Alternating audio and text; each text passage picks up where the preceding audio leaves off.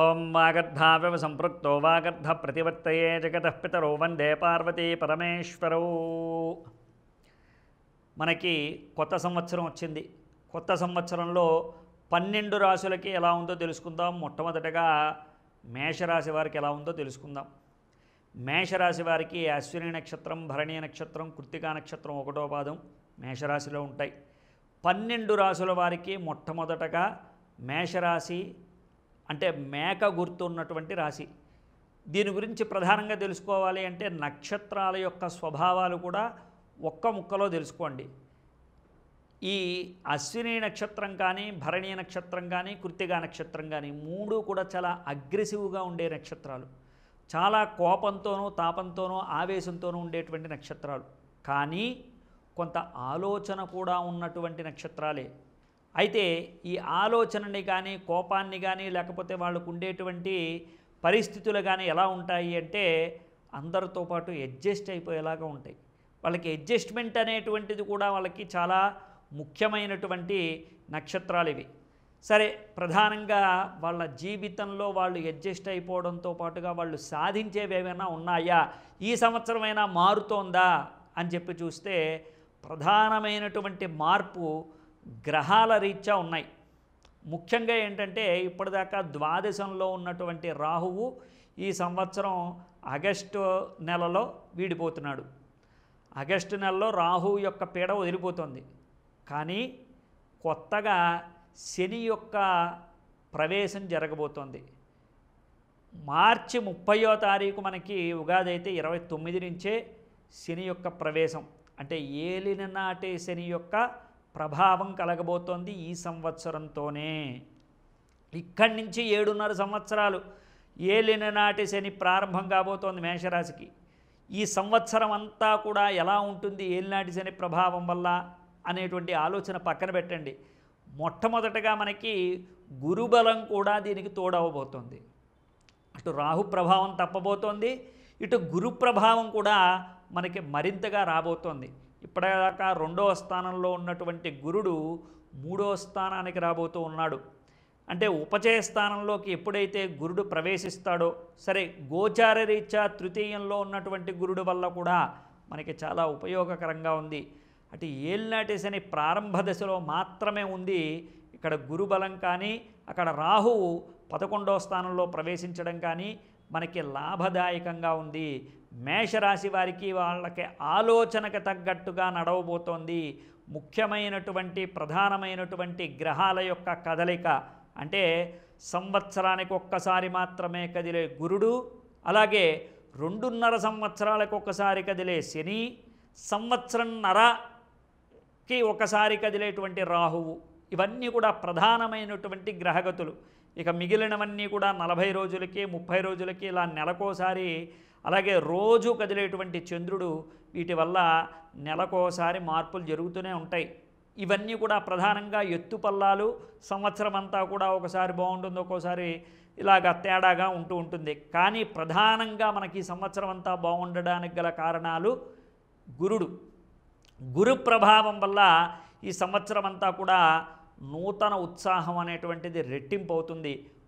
కొత్త కార్యక్రమాలు ప్రారంభమవుతాయి. కొత్తగా ఈ సంవత్సరం అంతా కూడా ప్రాపర్టీస్ తీసుకోవడం కావచ్చు, లేకపోతే ఏదైనా తీర్థయాత్రలు సేవించడం కావచ్చు, నూతన ఉద్యోగాలు కావచ్చు, పుత్ర సంతానం కావచ్చు, శుభకార్యాలు కావచ్చు, వివాహాలు, వివాహ సంబంధమైనటువంటి అన్ని శుభకార్యాలు కూడా ఈ సంవత్సరం పరిపూర్ణంగా కాబోతూ ఉన్నాయి.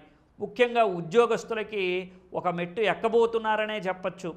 ఆల్రెడీ కిందటి సంవత్సరం ఏదైనా ఈ యొక్క ఉద్యోగంలో చేరి ప్రమోషన్ కోసం చూసేటువంటి వాళ్ళకి సంవత్సరం క్రితమే జాయిన్ అయినప్పటికీ కూడా ఈ సంవత్సరం మంచి ప్రమోషను, అలాగే మంచిగా ఈ సంవత్సరం వేరే ప్రాంతాలకి ట్రాన్స్ఫర్ కూడా అయ్యేటువంటి అవకాశాలు ఉన్నాయి. అంతేకాదు వీళ్ళు ఏది చేసినా కానీ నలుగురిలో చేసి సక్సెస్ సాధించి సమాజంలో మంచి గుర్తింపు పొందుతారు. అంటే ఏదైనా సరే మంచి పేరు ప్రఖ్యాతులు తెచ్చుకోవడం అంటే ఈ యొక్క మేషరాశి వాళ్ళకి చాలా ఇష్టం. ఆ మేషరాశి వాళ్ళకి ఇష్టమైనటువంటి పేరు ప్రఖ్యాతుల్ని ఈ సంవత్సరం తెచ్చుకోబోతారు.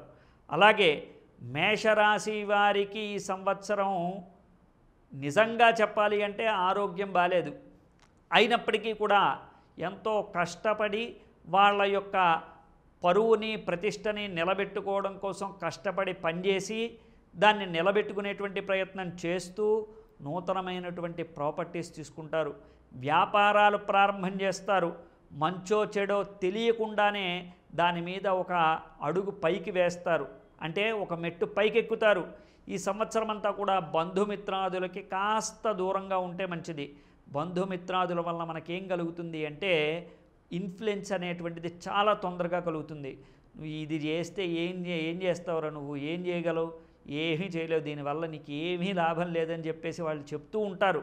కానీ అది చేయటం వల్ల ఏం జరుగుతుంది అనేటువంటిది ఫ్యూచర్ నిర్ణయిస్తుంది, భవిష్యత్తు నిర్ణయిస్తుంది. ఈ సంవత్సరం ఎలాగైనా సరే గ్రౌండ్ వర్క్ చేసి ఈ సంవత్సరం ప్రారంభించినటువంటి పనులన్నీ కూడా చక్కగా ఏ లోటుపాట్లు లేకుండా పూర్తి అయిపోయి మనకి సంవత్సరం చివరిలోనైనా సరే మనం పెట్టినటువంటి పెట్టుబడి తిరిగి వచ్చేటువంటి అవకాశాలు ఉన్నాయి లాభంతో పాటుగా. అలాగే వీళ్ళకి స్త్రీల వల్ల కొద్దిగా ఇబ్బందులు అనేవి కలుగుతున్నాయి. ఆ స్త్రీలకి దూరంగా ఉంటూ పురుషులకి దూరంగా ఉంటూ స్త్రీలు కొద్దిగా జాగ్రత్తగా ఉంటే అన్నీ కూడా సవ్యంగా లభిస్తాయి. వృద్ధులు ఆరోగ్యాన్ని మాత్రం చాలా జాగ్రత్తగా ఉంచుకోవాలి. వృద్ధులు ఆటపాట్లుగా ఏమవుతుందిలే ఇప్పటిదాకా ఏమవలేదు, ఇప్పుడైనా ఏదో కాలం గడిపేస్తున్నాం అలాగా అని అనుకోకుండా చాలా జాగ్రత్తగా ఉండాలి. అనారోగ్యంతో ఉన్నటువంటి వాళ్ళు మరింత జాగ్రత్తగా ఉండాలి. హాస్పిటలైజ్డ్ అవ్వకుండా జాగ్రత్తగా ఔషధాలని సేవిస్తూ ఇంటి పట్టునే ఉండి సమయాన్ని అనుకూలంగా మార్చుకుంటూ ముందుకు వెళ్తూ ఉండాలి తప్ప రిస్క్ అనేది చేయకూడదు, ఏమవుతుందిలే అనేటువంటి నిర్లక్ష్యం చేయకూడదు. రాజకీయ నాయకులకి, వృత్తుల్లో ఉన్నటువంటి వాళ్ళకి, అంటే వైద్య వృత్తిలో ఉన్నటువంటి వాళ్ళకి, లేకపోతే న్యాయవాద వృత్తిలో ఉన్నటువంటి వాళ్ళకి, లేకపోతే పౌరాహిత్య వృత్తిలో ఉన్నటువంటి వాళ్ళకి, కమ్మరి, కుమ్మరి, వడ్రంగి ఇలాంటి వృత్తి వ్యాపారాల్లో ఉన్నటువంటి వాళ్ళందరికీ కూడా లాభసాటిగా ఉండబోతోంది గురుబలం చేత. ఎట్టి పరిస్థితుల్లోనూ కూడా మీరు ఎవరికి తల వంచాల్సిన పని లేదు, తల దించాల్సిన పని లేదు. ఉన్నటువంటి వారందరికీ కూడా మేషరాశి చాలా బ్రహ్మాండంగా ఉందనడంలో సందేహం లేదు. కాకపోతే కాస్త జాగ్రత్తగా ఉండాలి, ఖాళీ లేకుండా చూసుకోవాలి. ఏదైనా ఖాళీ వస్తే మాత్రం ఖచ్చితంగా ఇంట్లో మిగిలిపోయిన పనులు ఏమన్నా ఉన్నా, లేకపోతే బయట మీరు చేయవలసినటువంటి పనులు ఏమన్నా ఉన్నా, ఆగిపోయిన పనులు ఏమన్నా ఉన్నా వాటన్నిటినీ కూడా పూర్తి చేసుకుంటూ ఉండండి. మీకు ఇంకా ఏ పని లేకపోతే టీవీ చూడడం, సెల్ చూడడం మానేసి ఏదో ఒక పని చేస్తూ ఉండండి. ఏదో ఒక పని పని మానకుండా ఏదో ఒక రకంగా మీరు నడ్డి వంచి పని చేస్తూ ఉంటే మీకు కావలసినవన్నీ మీ దగ్గరికే వస్తాయి. ఎవరి చేత కూడా బాధింపబడరు. ఈ సంవత్సరం మాత్రం అది గుర్తుపెట్టుకోండి. మీకు కావలసినవన్నీ కూడా మీరు పొందగలుగుతారు. ఈ సంవత్సరం అంతా కూడా బాగుందని చెప్పడంలో సందేహం లేదు. ఈ సంవత్సరం మీరు తూచా తప్పకుండా ఖచ్చితంగా శివారాధన చెయ్యాలి. మాస శివరాత్రికి ఖచ్చితంగా ఉదయం అంతా ఉపవాసం ఉండి సాయంత్రం అభిషేకం చేసుకోవడం కానీ, శనివారాలు ఉపవాసం ఉండి సాయంత్రం అభిషేకం చేసుకోవడం కానీ మీరు శివారాధన చేసినట్లయితే మీకు తప్పకుండా మేలు జరుగుతుంది. లేని పక్షంలో కాస్త ఉన్నటువంటి వాళ్ళు ఎవరైనా మీరు పెట్టగలిగినటువంటి వాళ్ళు 121 రుద్రాల చేత శివుడికి రుద్రాభిషేకం చేయించుకోండి. మహారుద్రం అంటారు దాన్ని. ఆ రుద్రాభిషేకం చేయించుకున్నట్లయితే మీకు సకల శుభాలు, కళ్యాణాలు ఇబ్బంది లేకుండా జరుగుతాయి. ఏదైనా సరే మీరు సమయం వచ్చినప్పుడు శనికి సంబంధించినటువంటి తిలదానాలు ఇవ్వటం, లేకపోతే తిల తైలాభిషేకం అంటే నువ్వుల నూనెతో శనికి అభిషేకం చేసుకోవటం మీకు సమయం వచ్చినప్పుడు మాత్రం మర్చిపోకుండా చేసుకోండి. శని త్రయోదశి నాడు మీకు అంతా కూడా శుభమే జరుగుతుంది. మీ ఆలోచనలకు తగ్గట్టుగా ఈ సంవత్సరం అంతా నడుస్తుందనడంలో సందేహం లేదు. విద్యార్థులకు విదేశీ యోగాలు ఉన్నాయి, మంచి ఉద్యోగాలు వస్తూ ఉన్నాయి. ఈ సంవత్సరం అంతా కూడా విద్యార్థి దశ నుంచి చివరి దశ వరకు కూడా, వృద్ధుల వరకు కూడా అందరికీ కూడా సవ్యంగా ఉంది. మంచి భవిష్యత్తు ఉండబోతోంది.